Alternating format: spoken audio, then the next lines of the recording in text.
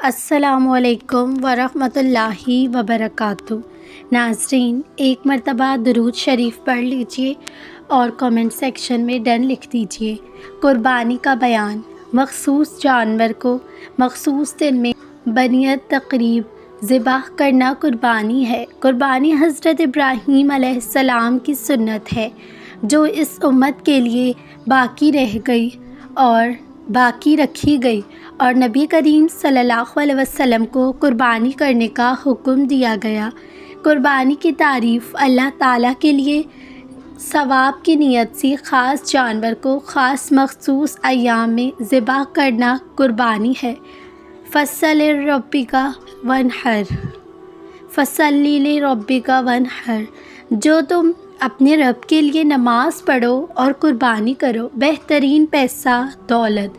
حضرت عبداللہ بن عباس سے روایت ہے کہ اللہ کے رسول صلی اللہ علیہ وسلم نے فرمایا، عید کے دن عید الاضحیٰ میں جو پیسہ قربانی پر خرچ ہوا اس سے پیارا کوئی روپیہ نہیں۔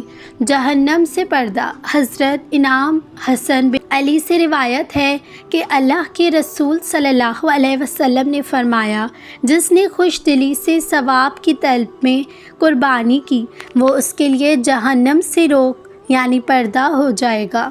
پچھلے گناہوں کی معافی۔ سیدنا ابو سعید سے روایت ہے کہ سرور کائنات صلی اللہ علیہ وسلم نے فرمایا، اے فاطمہ، اٹھو اور اپنی قربانی کے جانور لاؤ، کیونکہ تمہارے لیے اس کے خون کا پہلا قطرہ گرتے ہی پہلے گناہوں کی مغفرت کر دی جاتی ہے۔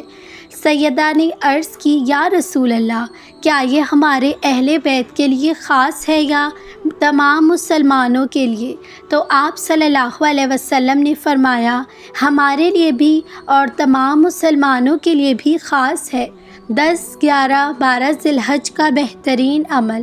ام المومنین سیدہ عائشہ صدیقہ سے روایت ہے کہ آپ صلی اللہ علیہ وسلم نے فرمایا، قربانی کے دنوں میں ابن آدم کا کوئی عمل اللہ کے نزدیک خون بہانے سے زیادہ پیارا نہیں، اور وہ جانور قیامت کے دن اپنے سینگ اور بال اور کھروں کے ساتھ آئے گا اور قربانی کا خون زمین پر گرنے سے قبل اللہ کے نزدیک مقام قبول میں پہنچ جاتا ہے، لہٰذا اس سے دل خوش کرو۔ قبر پر پودا لگانا کیسا؟ قبر پر پودا لگانا، یہ سوال پوچھا گیا۔ جواب: اگر پودے کی جڑ سے قبر یا میت کو کوئی نقصان نہ پہنچتا ہو تو قبر پر پودا لگانا جائز ہے کہ پودے جب تک تر رہیں گے اللہ پاک کی تسبیح کرتے رہیں گے، جس سے میت کو تخفیف عذاب یعنی عذاب میں کمی اور انسیت حاصل ہونے کا فائدہ پہنچتا رہے گا۔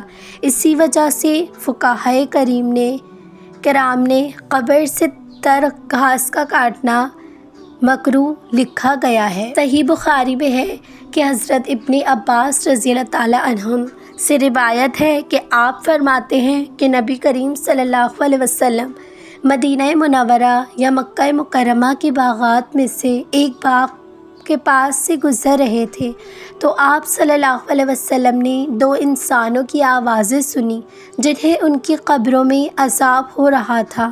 نبی کریم صلی اللہ علیہ وسلم نے فرمایا، انہیں عذاب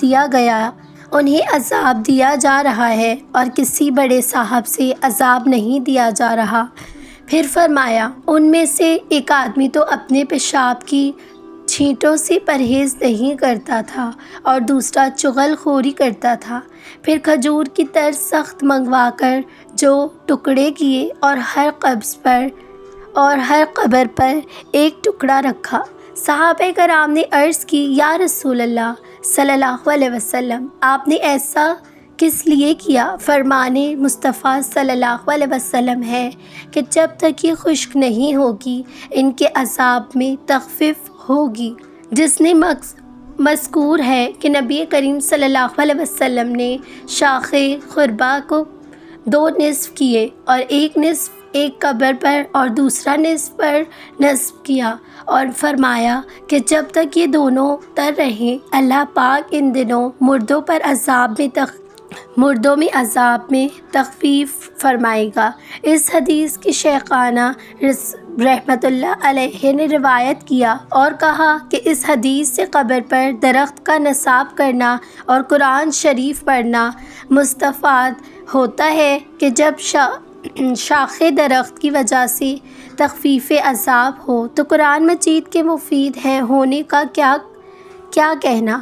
نبات جس وقت تک سبز رہتی ہے خدا کی تسبیح کرتی ہے اور اس سے میت کو انسیت حاصل ہوتی ہے، اس لیے قبرستان سے سبز گھاسوں کا اکھاڑنا کاٹنا ممنوع اور مکروہ ہے۔ فتویٰ بزائیہ میں ہے کہ قبرستان سے تر گھاس کاٹنا مکروہ ہے کیونکہ وہ تر گھاس اللہ پاک کی تسبیح بیان کرتی ہے اور اس کی وجہ سے میت کو عذاب دور ہوتا ہے اور میت کو انسیت حاصل ہوتی ہے۔ سرکار عالم صلی اللہ علیہ وسلم نے ارشاد فرمایا، یعنی علم حاصل کرنا ہر مسلمان مرد و عورت پر فرض ہے۔ شیطان اس بات کا بہت حریص ہے کہ مومن کو غمگین کر دے، یہ اس سے ان چیزوں کو یاد دلاتا ہے اور اس کے بارے میں سوچنے پر مجبور کرتا ہے، یہ جو ماضی یا مستقبل سے متعلق ہیں، یہاں تک کہ اس کا دل اداسی سے بھر جاتا ہے۔ اس لیے میری آپ کو نصیحت ہے کہ جیسے ہی ایسی کیفیت پیدا ہو، اللہ سبحانہ و تعالیٰ کی تسبیح کرتے جائیں۔ اب رب کو یاد کر لیں جس عظیم نام کی شان یہ ہے کہ غم اور ڈپریشن دور ہو جاتا ہے۔ اس سے چھٹکارا حاصل کرنے میں اللہ کی یاد بہترین علاج ہے، اور یہ صرف دلوں کو اس غم سے چھٹکارا نہیں دیتا بلکہ اسے خوشی میں بدل دیتا ہے۔ وہ نمازوں کے درمیان بہت زیادہ معاملات آتے ہیں، مسئلے پریشانیاں، اللہ چاہتا ہے کہ تم ہر نماز میں کھڑی ہو کر اس سے کہو کہ تمہیں صرف اسی کی مدد چاہیے۔ جب بار بار کہو گی تو کیا وہ مدد نہیں کرے گا؟ عقل کی کروڑوں دلیلیں اللہ سے ایک گناہ بھی معاف نہیں کروا سکتی، لیکن ندامت کا ایک آنسو انسان کی زندگی بھر کے گناہ معاف کروا سکتا ہے۔ ہم انسانوں سے دوری پر کتنا روتے ہیں، اگر اتنا رونا ہم اللہ سے دوری پہ روتے تو ہماری زندگیاں کتنی زیادہ خوبصورت ہوتی۔ قیامت کے دن انسان ایک ایک نیکی کو ترسے گا۔ ہم ہر وقت دوسروں کی باتیں کرتے ہیں اور کہیں نہ کہیں زیادتی کر جاتے ہیں۔ قیامت کے دن سب نیکی کی شکل میں ادا کرنا ہوگا، ورنہ دوسروں کے بوجھ بھی اٹھانے پڑیں گے۔ آج وقت ہے کئی ہزار نیکیاں ایک دن میں جمع کی جا سکتی ہیں تاکہ جانے انجانے میں جو غلطیاں ہو رہی ہیں ان کا ازالہ تو جمع رہے۔ انسان روز محشر ہر اس لمحے کے لیے روئے گا جو اس نے ذکر کے بغیر گزارا۔ آج وقت ہے فائدہ اٹھا لیں۔ اللہ ہم سب کو ذکر کرنے کی توفیق عطا فرمائے، آمین یا رب العالمین۔ جب فیصلے عرش سے آتے ہیں تو فرش والوں کی تدبیریں ناکام ہو جاتی ہیں۔ جب کن فرمایا جاتا ہے تو ہر ناممکن نظر آنے والی دعائیں معجزہ بن جاتی ہیں۔ کون کہتا ہے کہ اللہ نظر نہیں آتا؟ میں نے دیکھا ہے میری پردہ پوشی کرتے ہوئے، میری دعاؤں کو قبول کرتے ہوئے، میری مشکل میں میرا بھروسہ بڑھاتے ہوئے، میں نے دیکھا ہے میری وسیلے بناتے ہوئے، جہاں سے میرا گمان بھی نہ تھا اس رب نے مجھے وہاں سے عطا کیا۔